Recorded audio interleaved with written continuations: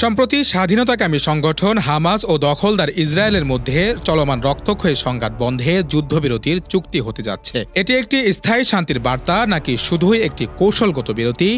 ইতিহাস এবং বর্তমান বাস্তবতা বলছে যুদ্ধবিরতি মানেই যুদ্ধের শেষ নয়।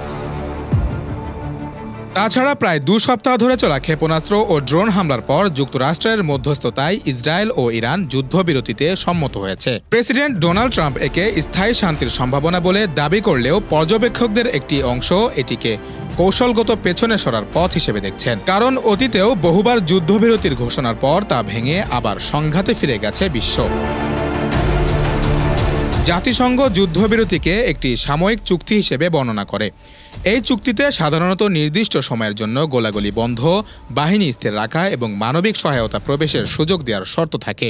কিন্তু এই চুক্তিগুলো প্রায় রাজনৈতিক সমঝোতার অভাবে টেকে না। ইসরায়েল ও হামাস, রাশিয়া ও ইউক্রেন, সুদান, ইয়েমেন কিংবা লেবাননের মতো সংঘর্ষে জড়িত দেশগুলো বহুবার যুদ্ধবিরতির ঘোষণা করেছে, কিন্তু সেগুলোর অধিকাংশই কয়েকদিনের মধ্যে ভেঙে গেছে।